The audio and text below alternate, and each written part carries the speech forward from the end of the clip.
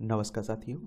तो चलिए आज के दैनिक जागरण में क्या खास खबरें हैं उन्हें हम लोग एक एक करके देख लेते हैं। और याद रखिए दैनिक जागरण का राष्ट्रीय संस्करण है, तो इसमें आप लोगों को महत्वपूर्ण खबरें ही देखने को मिलेंगी। सबसे छोटे टेस्ट में भारत की बड़ी जीत। केपटाउन में टेस्ट मैच जीतने वाली पहली एशियाई टीम बनी है भारत। भारत ने दक्षिण अफ्रीका को दूसरे टेस्ट मैच में 7 विकेट से हराया है। चलिए तो वहीं की बात हो रही है।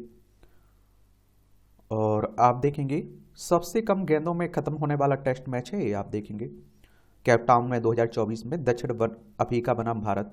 ये आप देखिए 642 गेंदों में खत्म हो गया, ये जरूर याद रखिएगा।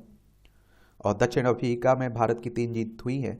2006 में आप देखेंगे जोहान्सबर्ग में, 2010 में डरबन में, 2018 में जोहान्सबर्ग में, 2021 में सिचुरियन में और 2024 में केपटाउन में हुई है। लक्षद्वीप में पीएम ने समुद्र में लगाया गोता, ये लक्षद्वीप की बात हो रही है आगे। और आप देखते हैं कि पर्यटन के लिए ये भी काफ़ी अच्छा क्षेत्र है। महाराष्ट्र में राज्य कर्मचारी के लिए पुरानी पेंशन योजना को मंजूरी। महाराष्ट्र कैबिनेट ने गुरुवार को नवंबर 2005 के बाद सेवा में शामिल होने वाले राज्य सरकारी के कर्मचारियों को पुरानी पेंशन योजना का लाभ लेने के विकल्प को मंजूरी दी है। महाराष्ट्र में विपक्षी दल इस मुद्दे का राजनीतिक लाभ लेने का प्रयास कर रहे थे। सरकार के इस निर्णय से एक बड़ा मुद्दा विपक्ष के हाथ से निकल गया है। पवन खेड़ा के विरुद्ध आपराधिक मुकदमा नहीं होगा रद्द, सुप्रीम कोर्ट कह रहा है। कांग्रेस नेता पवन खेड़ा की मुसीबत बढ़ने वाली है क्योंकि सुप्रीम कोर्ट ने प्रधानमंत्री नरेंद्र मोदी को लक्षित कर की गई आपत्तिजनक टिप्पणी के मामले में उनके विरुद्ध चल रहा आपराधिक मुकदमा रद्द करने से इनकार कर दिया है। इलाहाबाद हाई कोर्ट ने बाद अब सुप्रीम कोर्ट ने भी याचिका खारिज होने से साफ हो गया है कि पवन खेड़ा को इस मामले में आपराधिक मुकदमे का सामना करना होगा और यानी उन पर एक मुकदमा चलेगा। अब आप देखिए दिल्ली में मोहल्ला क्लिनिक की काफ़ी बातें होती रहती थी। मोहल्ला क्लिनिक में 100 करोड़ का घपला, सीबीआई जांच की सिफारिश की गई। मोहल्ला क्लिनिक में इलाज और जांच में फर्जीवाड़े का आरोप है। जांच के लिए कि मोबाइल नंबर पर पंजीकृत किए गए 3092 मरीज और लैब की जांच में सामने आए तथ्य, मरीजों के नाम अलग अलग लेकिन मोबाइल नंबर शून्य अंकित है। 11,657 पर मरीजों के नाम के साथ मोबाइल नंबर दर्ज नहीं है। 8,251 के साथ मरीजों के नाम के साथ दर्ज मोबाइल नंबर जो 1 2 3 4 5 6 से शुरू थे 400। मोबाइल नंबर जो 15 या उससे अधिक बार इस्तेमाल किए गए 999। मरीजों को पंजीकृत करने के लिए मोबाइल नंबर का इस्तेमाल किया गया, इसका आप देखेंगे 3,092। तो अब देखते हैं क्या होता है। दिल्ली की बात करें तो दिल्ली इसकी राजधानी है और आप देखेंगे अरविंद केजरीवाल यहाँ के चीफ मिनिस्टर हैं। विधानसभा में 70 सीटें हैं, राज्यसभा में 3 सीटें हैं, लोकसभा में 7 सीटें आपको देखने को मिल जाएंगी। और लोकसभा चुनाव के लिए सीट बंटवारे पर कांग्रेस ने तय किया रोडमैप। दिल्ली में आपसी तालमेल, पंजाब में होंगे आमने सामने। और देखिए 2024 में लोकसभा के चुनाव है, 543 सीटें हैं लोकसभा में। इनका चुनाव डायरेक्ट जनता यानी कि मतदाताओं का द्वारा होता है। अगर आपकी उम्र 18 साल हो चुकी है तो वोटर सूची में आपका नाम जुड़ चुका होगा, आप लोग वोट डालने भी जाते होंगे। अगर आपकी उम्र 25 साल है तो आप लोग लोकसभा का चुनाव लड़ सकते हैं। ये चुनाव करवाता कौन है? इलेक्शन कमीशन ऑफ इंडिया, भारतीय निर्वाचन आयोग, एक संवैधानिक संस्था है। संविधान के अनुच्छेद 324 के तहत इसकी स्थापना की बात की गई है। 25 जनवरी 1950 में स्थापना हुई थी। 25 जनवरी को आप लोग मतदाता दिवस मनाते हैं। नई दिल्ली में इसका सचिवालय देखने को मिलेगा। सुकुमार सेन पहले मुख्य चुनाव आयुक्त थे। तो आईएनडीआई के सहयोगी दलों के साथ सीट बंटवारे को से चढ़ाने पर बढ़ेगी आगे। यूपी में 25 और महाराष्ट्र में 21, 23, झारखंड में 10 और बिहार में 8, बंगाल में 6 सीटों पर करेगी दावा कांग्रेस। देखते हैं आगे क्या होता है। खून के लिए नहीं देने पड़ेंगे अनाप शनाप दाम, शीर्ष दवा नियामक ने कहा कि बेचने के लिए नहीं होता है खून। डीसीजीआई ने प्रोसेसिंग फीस के अलावा रक्त के पर सभी तरह के शुल्क खत्म किए। अच्छी बात है। अभी प्रति यूनिट आप देखिए 10,000 रुपये तक दाम वसूले जाते थे। तो अब देखते हैं क्या लागू होता है। दिल्ली में पकड़ा गया हिजबुल का आतंकी जावेद अहमद। देखिए पाकिस्तान की हरसंभव कोशिश रहती है कि भारत में शांति फैले जाए। मोदी के नेतृत्व में भारत बल्ला मजबूत हुआ है, ग्लोबल टाइम्स कह रहा है। चीन सरकार का मुखपत्र माने जाने वाले ग्लोबल टाइम्स के ताजा अंक में पीएम मोदी के नेतृत्व में भारत की आर्थिक प्रगति, सामाजिक विकास व वैश्विक ताकतों संग सामंजस्य बैठाने की कूटनीति का जमकर प्रशंसा की गई है। Centre for south Asian studies के निदेशक चांग चियातुंग की तरफ से लेखे इस आलेख के कई निहितार्थ भी निकाले जा रहे हैं। बढ़ सकता है किसान सम्मान निधि का पैसा। 2024-25 में कृषि बजट के आवंटन में वृद्धि का सिलसिला जारी रहेगा और इस साल 1 फरवरी को वित्त वर्ष 2024-25 के लिए अंतरिम बजट पेश किया जाएगा। सूत्रों का कहना है कि इसमें ही पीएम किसान जैसी कल्याणकारी स्कीम की मदद में सरकार आवंटन कर सकती है। वित्त वर्ष 2014-15 में कृषि बजट में 21,933 करोड़ रुपए आवंटित किए गए थे। देखिए, किसान सम्मान निधि की बात करें तो केंद्र सरकार की तरफ से 6,000 रुपये दिए जाते हैं ना, उसी की बात हो रही है। और ये 2019 में लाई गई थी ये, ठीक है। Ministry of agriculture and farms welfare के अंडर में है ये। विवाद सेक्स टार्सन, झारखंड केवाईसी से जुड़े अपराधों का गढ़। इस साइबर अपराध हेल्पलाइन पर मिलने वाली शिकायतों से साफ हुई तस्वीर। 1930 पर रोज दर्ज हो रही 45 से 50 हजार शिकायतें। बंगाल उड़ीसा से साइबर अपराधियों को उपलब्ध कराए जा रहे हैं सिम। साइबर अपराध के शिकार होने वालों में सबसे ज़्यादा हरियाणा व दिल्ली के लोग हैं। और मैं आप लोगों से हमेशा कहता हूँ कि इस तरह के फर्जी कॉलों से बच के रहा करिएगा। बड़ा लूटा जा रहा है लोगों को, तो सचेत रहिए। किसी भी तरह के साझे में मत आइए, झांसे में मत आइए और लालच मत रखिए। ये राष्ट्रीय राजधानी से जुड़ी हुई खबरें हैं।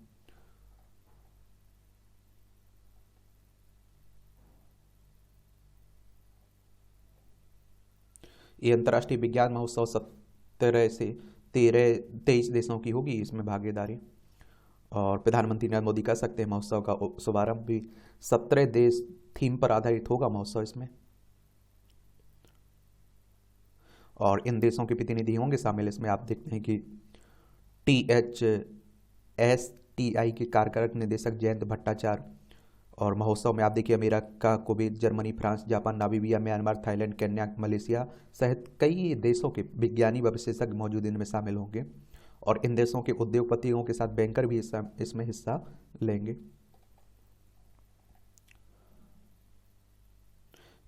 सिर्फ 1/4 महिलाओं की हो पाती है सर्विकल कैंसर की स्क्रीनिंग। हर साल सर्विकल कैंसर से आप देखिए 77,000 की होती है मौत। कितने? 77,000। HPV जांच सुविधा स्क्रीनिंग के लिए इस्तेमाल होने वाली किट की कमी। एम्स सहित देश के 6 बड़े अस्पतालों द्वारा किया गया अध्ययन में सामने आई ये बात। ये आप देखिए 802 करोड़ रुपए के 2 रक्षा खरीद समझौते पर हस्ताक्षर हुए हैं। तो रक्षा मंत्रालय ने सैन्य उपकरणों की खरीद के लिए निजी क्षेत्र की कंपनियों ज्यूपिटर बैगन्स लिमिटेड और BEML लिमिटेड के साथ 802 करोड़ रुपए के 2 समझौते पर हस्ताक्षर किए हैं इसमें। चीन ने भी माना मोदी के नेतृत्व में भारत बदल रहा है, मजबूत होकर उभरा है। तो इसमें आप देखिए चाइना ये है, लद्दाख हो गया, हिमाचल प्रदेश, उत्तराखंड, सिक्किम, अरुणाचल प्रदेश, 5 राज्यों की सीमा लगती है हमारी। और आप देखेंगे 4% से नीचे आ जाएगी चीन की GDP ग्रोथ। और 21.3% बेरोजगारी दर्ज की गई है जून 2023 में चीन में युवाओं की। 14 आप देखिए 5% गिरा है चीन का निर्यात जुलाई 2023 में सालाना आधार पर।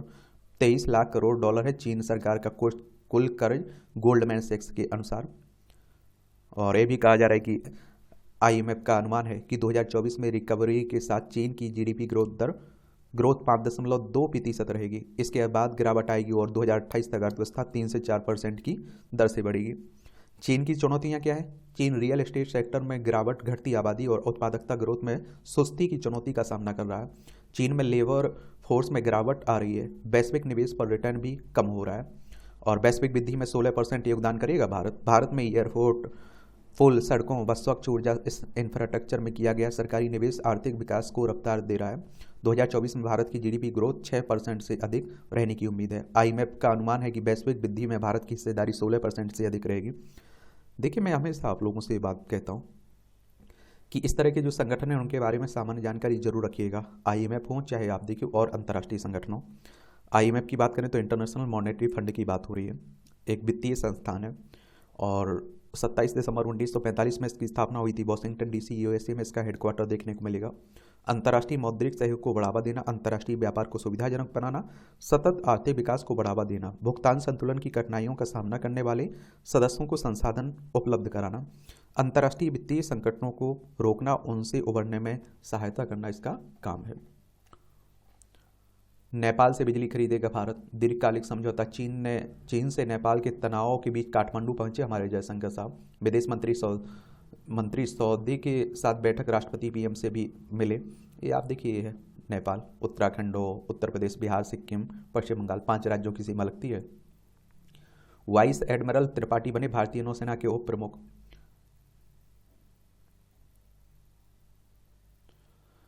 NSNGPC के आदेश के कार्यान्वयन के लिए समिति बनाए, सुप्रीम कोर्ट कह रहा है। ये आप देखते हैं कि सुप्रीम कोर्ट ने गुरुवार को राष्ट्रीय न्यायिक वेतन आयोग की सिफारिश की कार्यान्वयन के लिए सभी हाई कोर्टों में दो न्यायाधीशों की समिति गठित करने का आदेश दिया है। कोर्ट ने राष्ट्रीय न्यायिक वेतन आयोग की सिफारिश को किया स्वीकार। वेतन भत्ते तय करने को सभी हाई कोर्ट में गठित होगी 2 जजों की समिति। ये पुलिस महानिदेशकों का 3 दिवसीय सम्मेलन आज से जयपुर में होगा। चलिए, कतर में 8 भारतीयों को सजा के विरुद्ध अपील के लिए 60 दिन। मंत्रालय के प्रवक्ता ने कानूनी टीम के पास मौजूद है गोपनीय अदालती आदेश। और कोर्ट ऑफ अपील ने मृत्युदंड को अलग अलग अवधि की जेल की सजा में बदल दिया है। ये आप देखते हैं कि पूर्व नौसेना अधिकारी हैं, इन पर आप देखते हैं आरोप लगा है जासूसी का, तो उन्हीं की बात हो रही है।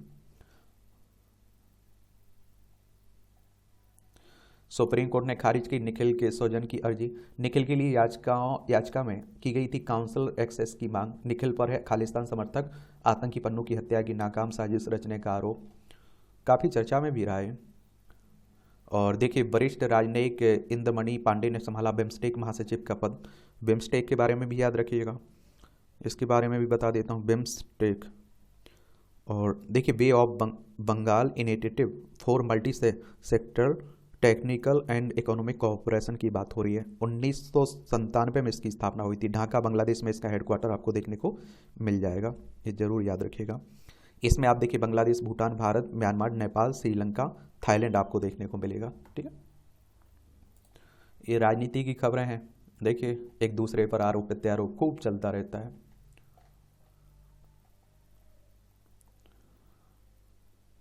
पढ़ना हो तो पढ़ लिया करिएगा। आंध्र प्रदेश में कांग्रेस को पुनर्जीवित करने का मिशन संभालेंगी शर्मिला।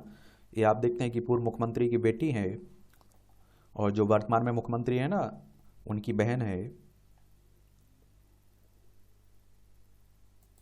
ये आप देख रहे हैं कि भव्य राम मंदिर बन के तैयार हो रहा है। कहाँ? अयोध्या में। तो वहीं की बात हो रही है, तो आप लोग भी जाकर देख सकते हैं।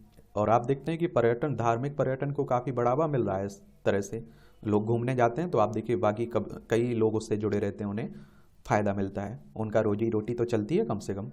कौशल और विकास से रोजगार सृजन को मिलेगी गति।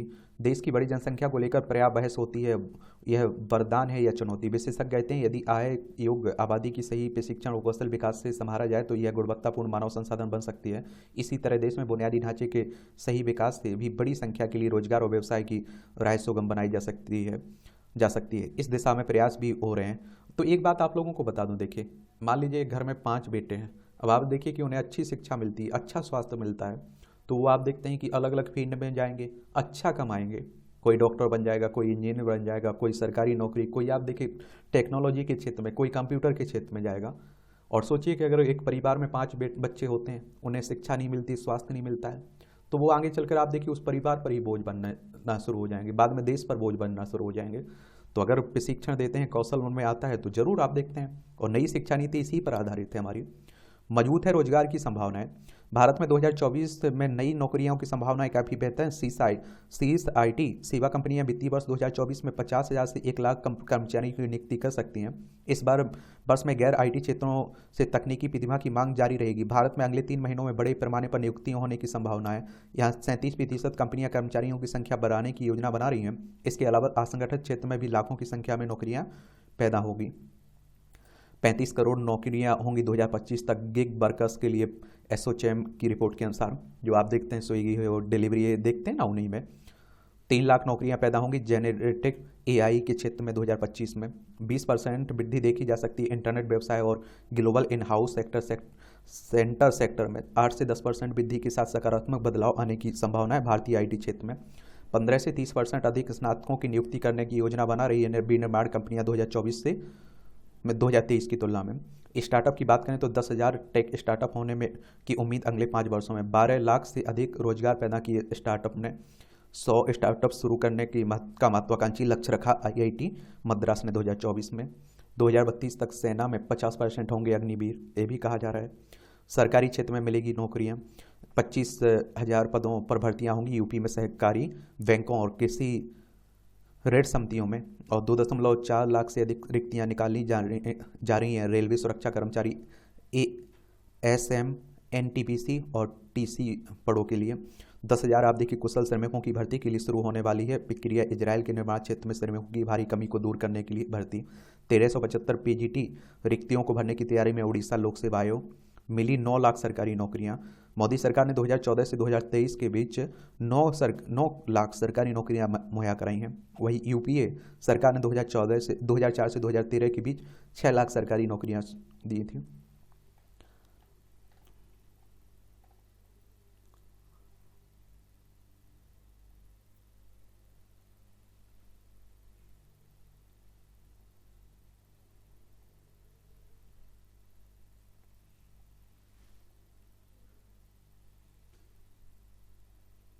ये रश्मि शुक्ला बनी महाराष्ट्र की पहली महिला डीजीपी।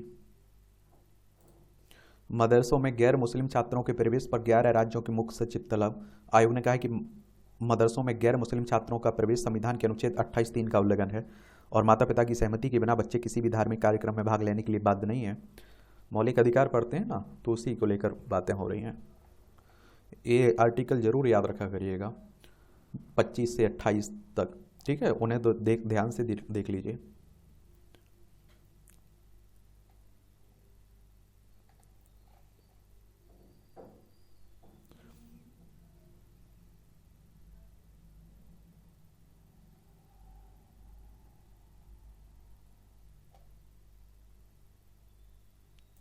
राजस्थान में लागू की गई पीड़िता प्रतिकार योजना 2011। साल 2009 से पहले नाबालिगों से दुष्कर्म के मामले में यदि न्यायालय मुआवजा देने का आदेश देता है तब भी पीड़िता मुआवजे के लिए सक्षम अधिकारी के समक्ष आवेदन कर सकती है। इससे सीआरपीसी की धारा 357 में किए गए संशोधन में कहा गया कि नाबालिग दुष्कर्म पीड़िता को मुआवजा देने की जिम्मेदारी संबंधित राज्य सरकार की होगी।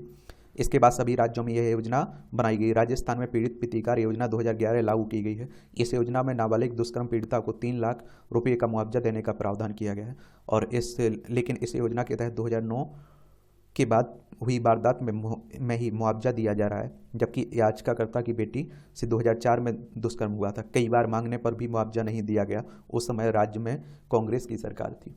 अब आप देखिए, ये आपका क्या है, संपादकीय पाठ। ये आपको प्रीलिम्स में, मुख्य परीक्षा में, इंटरव्यू में हर जगह मदद पहुंचाते हैं। जब आंसर राइटिंग आप लोग करते हैं, निबंध लिखते हैं, वहाँ भी आपको मदद मिलती है, तो ध्यान से पढ़ लिया करिएगा। कठिनाइयों के गहन मूल्यांकन का समय। तो आपने देखा ये दिसंबर का अंत और जनवरी का आरंभ अमूमन वर्ष का वह दौर होता है जब चिंतन और कल्पनाएं हावी रहती हैं। आप अतीत का पुनर्वलोकन करने के साथ ही भविष्य की ओर दृष्टि डालने का भी प्रयास करते हैं। लोगों की एक मूलभूत आकांक्षा यही होती है कि भविष्य अतीत और वर्तमान से बेहतर हो। आने वाले कल को लेकर हमारी अभिलाषा अक्सर हमारे बीते हुए कल या आज से जुड़ी होती है। किसी समाज के संदर्भ में प्रगतिशील भविष्य का परिदृश्य वर्तमान कठिनाइयों के गहन मूल्यांकन से आकार लेता है।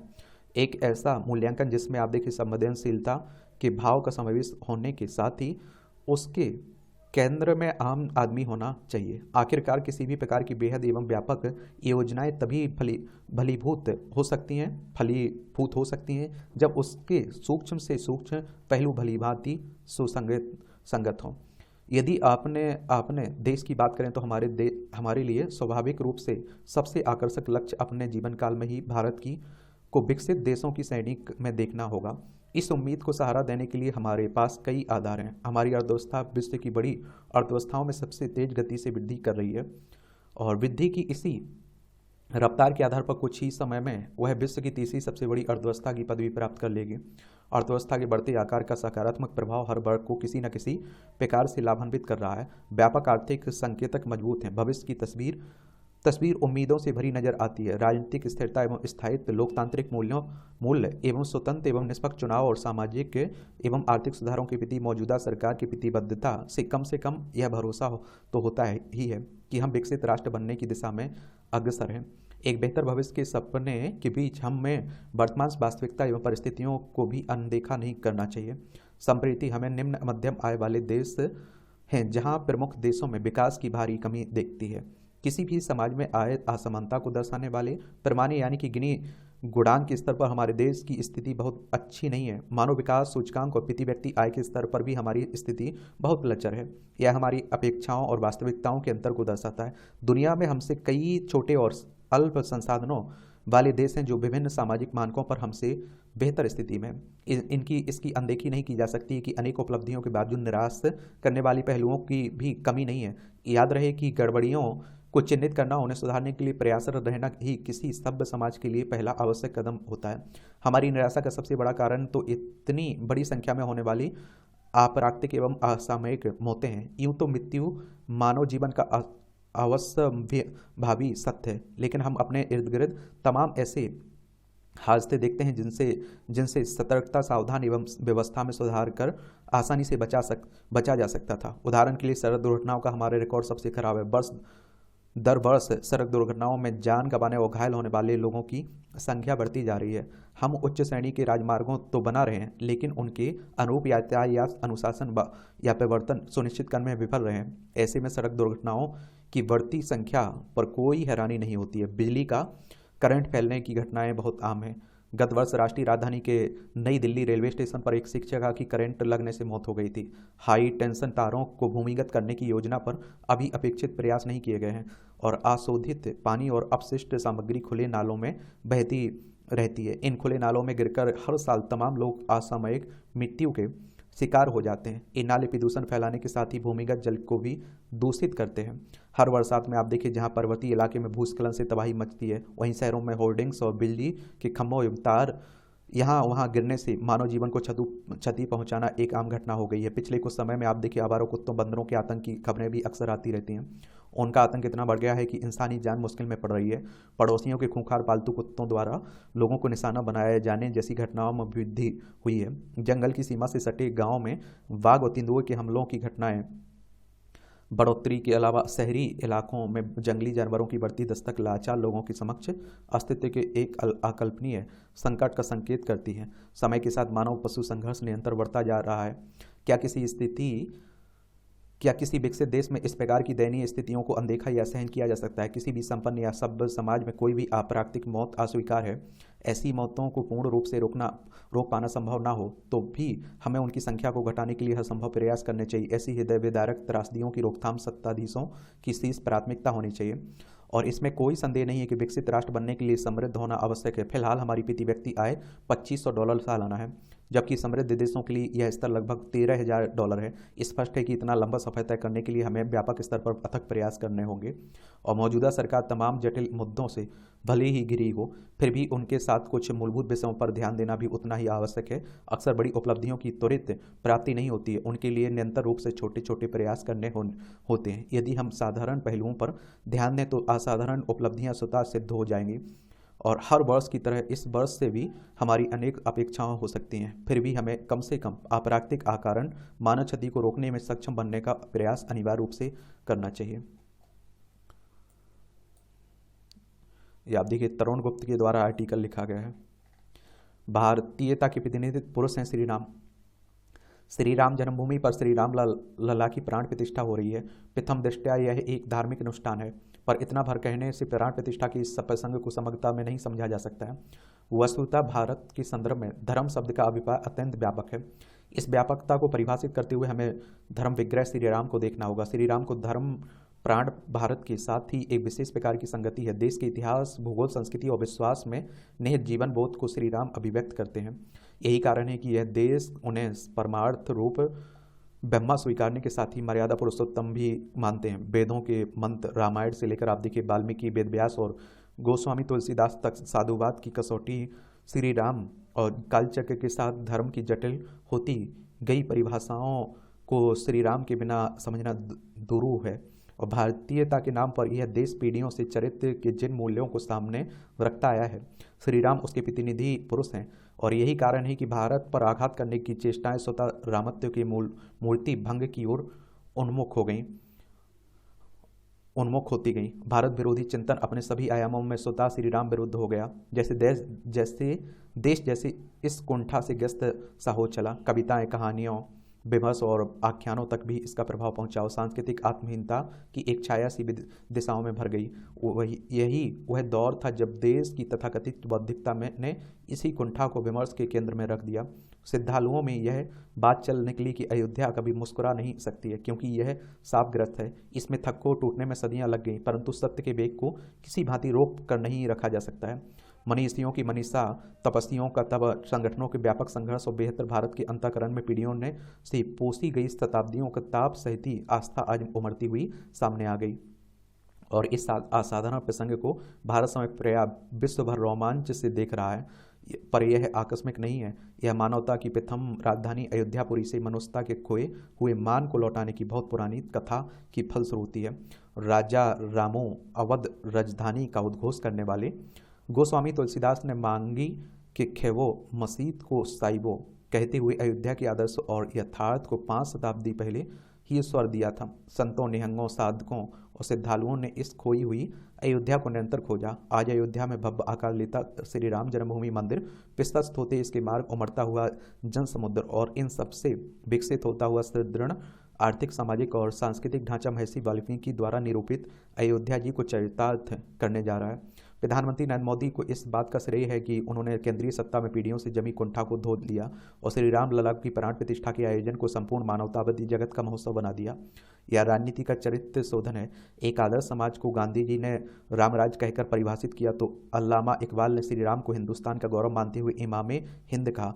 और यह इसलिए कि भी विशेष अर्थ रखता है कि राष्ट्रीय गौरव के इस प्रसंग को राजनीतिक कुंठा से ग्रस्त कुछ लोग जब तिरस्कृत करना चाहते हैं तो वे वस्तुतः हिंदुस्तान के नाच को ही नकारने का प्रयास करते हैं। आज उभरती हुई अयोध्या को देखते हुए यह भी याद कर लेना चाहिए कि जिस अयोध्या को वेद स्वर्ग की आभा से युक्त देवताओं की पुरी कहते हैं, दशकों तक उस अयोध्या का नाम गूगल सर्च में डालने पर स्वाभाविक सुझाव के रूप में अयोध्या वर्डिक्ट दिखाई पड़ता था। आज उसी अयोध्या के नाम पर दिव्य दीपोत्सव और श्री राम जन्मभूमि निर्माण से प्रकट असंख्य मुग्धधारी छवियां सामने आ रही हैं। आज आती हिंदू संस्कृति और उनके मूल सनातन धर्म की पहली पूरी अयोध्या अपनी सांस्कृतिक पहचान में पुनर्प्रतिष्ठित हो रही है।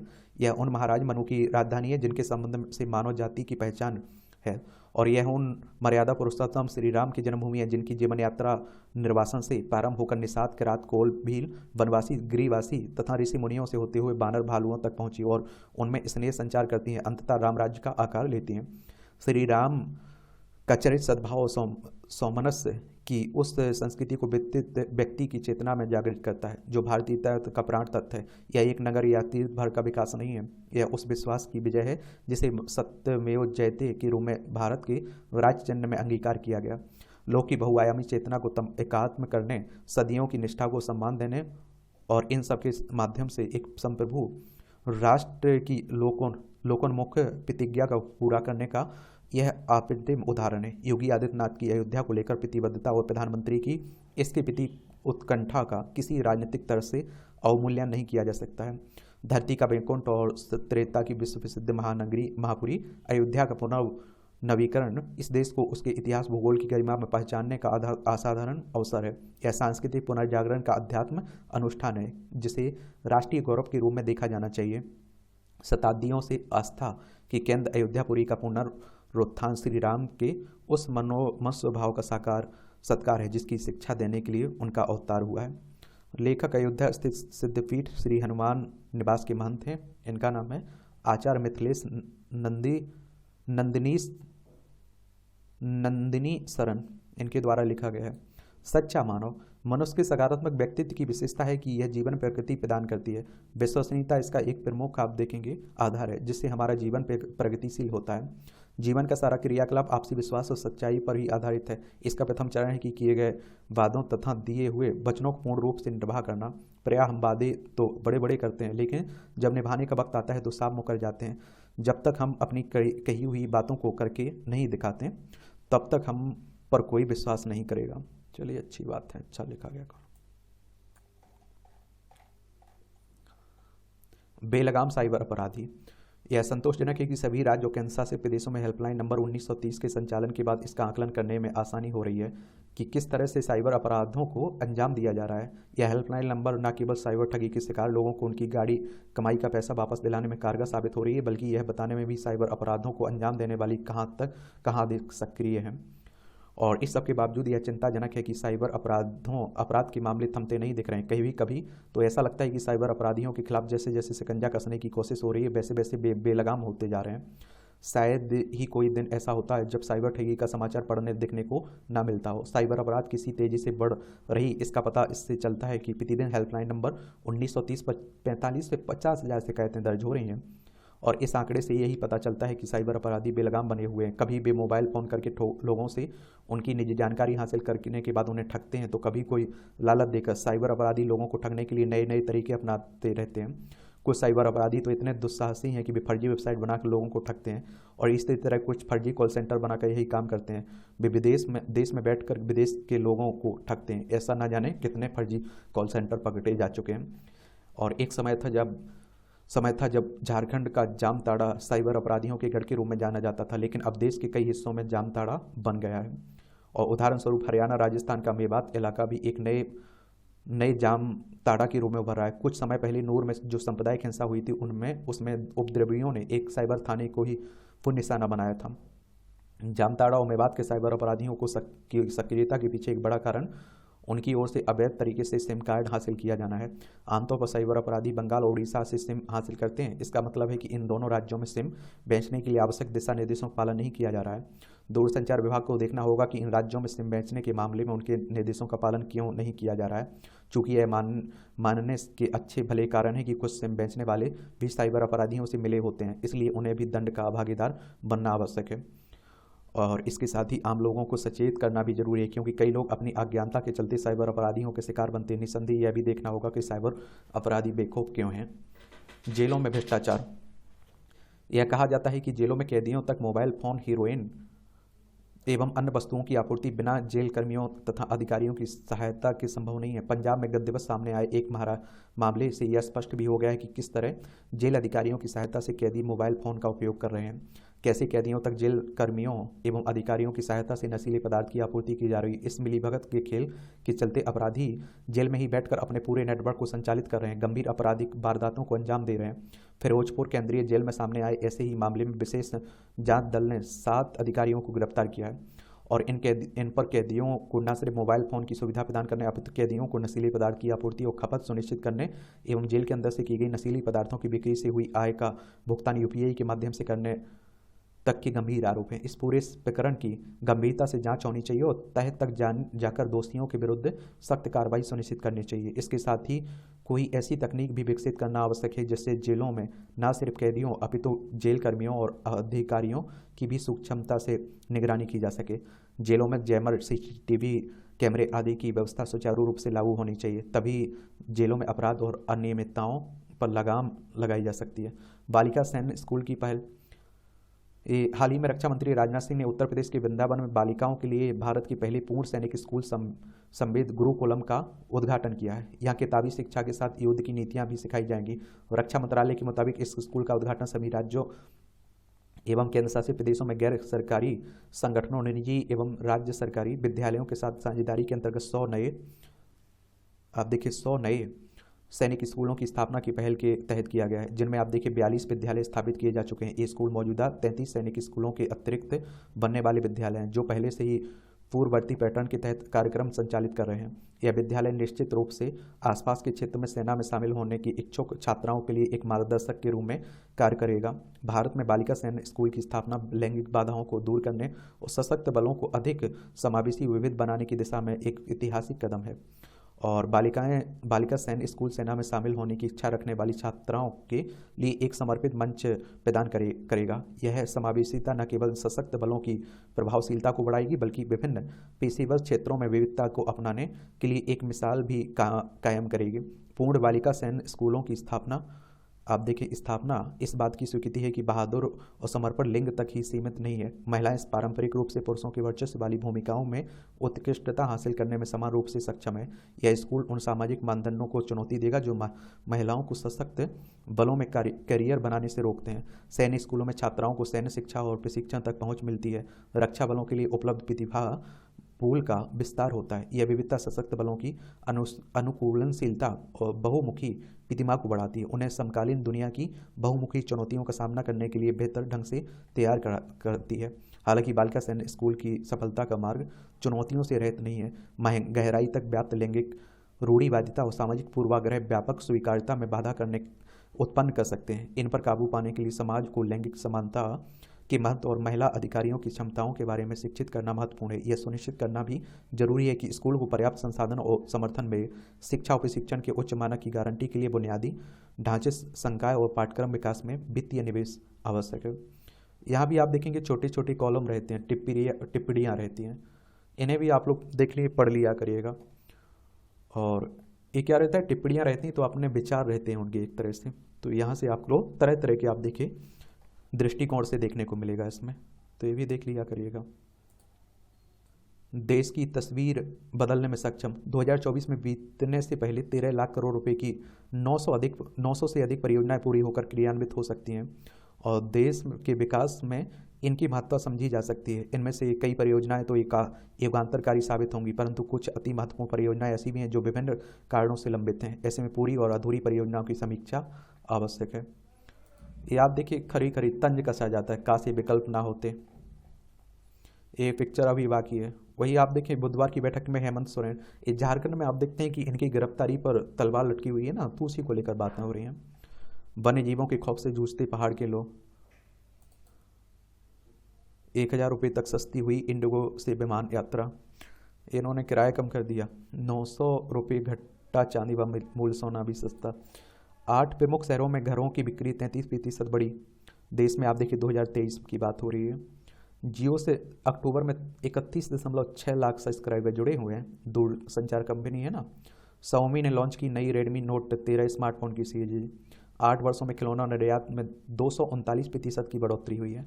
निर्यात का मतलब आप कुछ बेच रहे हैं, आयात का मतलब खरीद रहे हैं। और खिलौना का अधिकतर आयात हम लोग चाइना से करते थे। $33 करोड़ था वित्त वर्ष 2014-15 में खिलौना के आयात, और 15.9 करोड़ डॉलर हो गया है 2022-23 में खिलौनों का आयात। यूपीआई भुगतान के लिए देना पड़ सकता है शुल्क। उत्पादन से पहले ही किसानों ने से दाल खरीदेगी सरकार। विश्वकर्मा योजना का ई वाउचर चिन्हित दुकानों पर चलेगा। आप देखेंगे 18 तरह के पुश्तैनी कार्यों से जुड़े कामगारों को उपकरण खरीदने के लिए दिए जाएंगे। और 17 सितंबर 2023 को विश्वकर्मा जयंती के दिन प्रधानमंत्री मोदी ने विश्वकर्मा योजना लॉन्च की थी। और आप देखिए इस पूरी योजना में पुश्तैनी कार्य से जुड़े लोगों के कारोबार के आगे बढ़ाने और उन्हें आर्थिक रूप से मजबूत करने के लिए आवेदन तेजी से हो रहे हैं।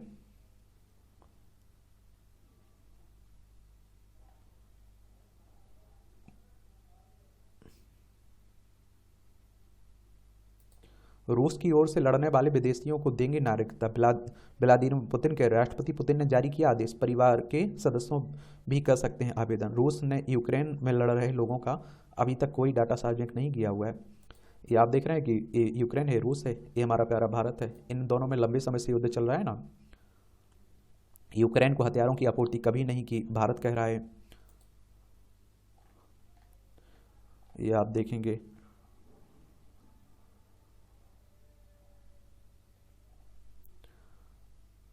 अमेरिकी कोर्ट में सुनवाई के दौरान आरोपित का महिला जिस पर हमला, देख लीजिए यहाँ भी होने लगी।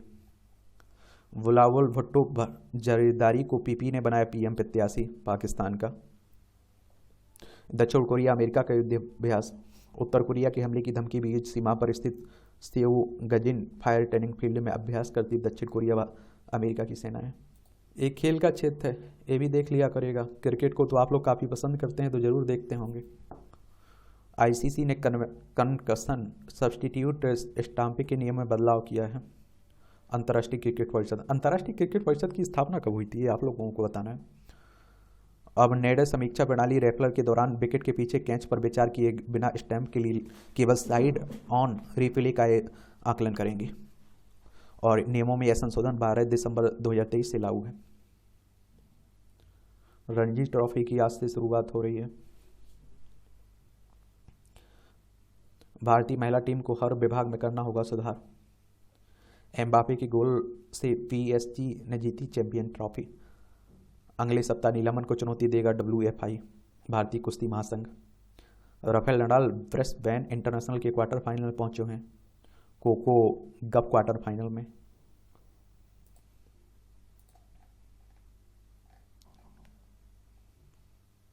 राष्ट्रीय महिला आयोग की अध्यक्ष बोली, घरेलू हिंसा के मामले में अब कमी आई है। लॉकडाउन के दौरान घरेलू हिंसा के मामले में हुई थी बढ़ोतरी। और NCW की अध्यक्ष ने कहा यह वृद्धि दुनिया में देखी गई है। देखिए CW, इसके बारे में ज़रूर आप लोग याद रखिएगा। नेशनल क्या है, राष्ट्रीय महिला आयोग की बात कर रहा हूँ।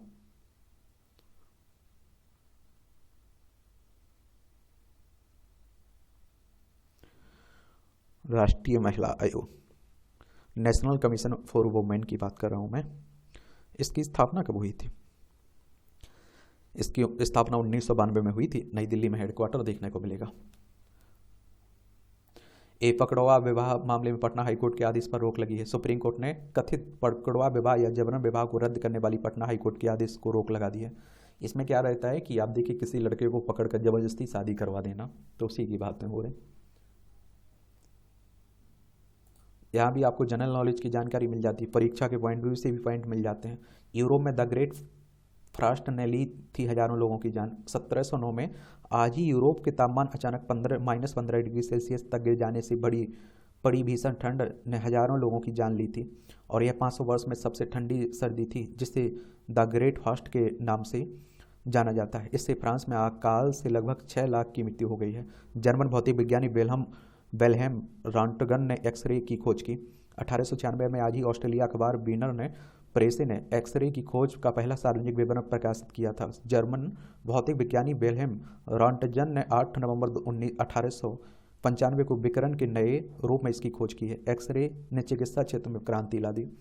देश की स्वतंत्रता संग्राम में बरेंद्र नाथ ने निभाई थी अहम भूमिका।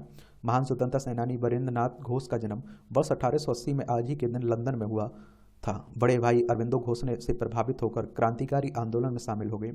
वर्ष 1906 में बंगाल में गुप्त क्रांतिकारी शाखा जुगांतर का गठन किया। 1908 में डगलस के किक्सफोर्ड की हत्या के प्रयास में गिरफ्तार कर लिए गए और अलीपुर बम केस में उन्हें मौत की सजा सुनाई गई, जिसे बाद में आजीवन कारावास में बदल दिया। जेल से रिहा होने के बाद पत्रकारिता से जुड़े और 18 अप्रैल 1959 को उनकी डेथ हो गई थी।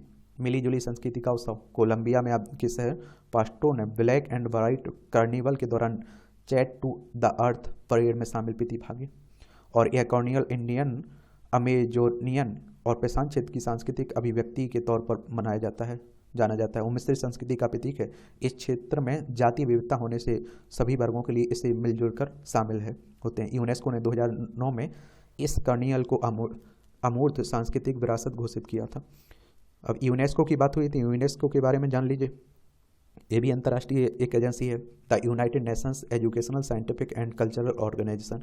16 नवंबर 1945 में इसकी स्थापना हुई थी। पेरिस फ्रांस में इसका हेडक्वार्टर देखने को मिलेगा। मिट्टी में नाइट्रोजन की कमी से घट रहा है सेब उत्पादन।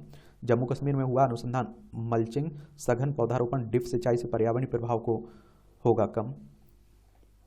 30 से 40 की उम्र में नींद में खलल से याददाश्त पर पड़ सकता असर, ये अनुसंधान कर रहा है। उत्तराखंड में हिमालय से मैदान तक के जंगलों में पक्षियों की तलाश, चिन्हित होंगे वास स्थल। उत्तराखंड वन अनुसंधान की टीम भारत रेंजों में पक्षियों पर शोध कर जुटी है। पक्षी गणना, संघ विहार और वास स्थल की भी जुटाई जा रही है जानकारी। दवा प्रतिरोधी सुपरबग का भी सफाया कर देगा एंटीबायोटिक। अमेरिकी वैज्ञानिक की टीम ने विकसित किया नया एंटीबायोटिक जुरावल्पिन को कार्बापेनम प्रतिरोधी एसिनेटोवेक्टर बाओमनी के अत्यधिक दवा प्रतिरोधी उपग्रह का प्रभावी ढंग से इलाज करने में सक्षम पाया गया।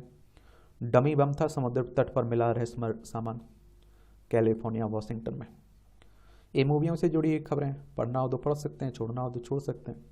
और इस तरह से आप देखेंगे कि आज के न्यूज़पेपर की कहानी ख़त्म होती है। आप लोग पढ़ते रहिए, एंजॉय करते रहिए। आपका कोई सवाल हो मेरे लिए, सुझाव हो तो ज़रूर बताइए। मेरी तरफ से शुभकामनाएं हैं। ईमानदारी से अपनी मेहनत करिए। धन्यवाद।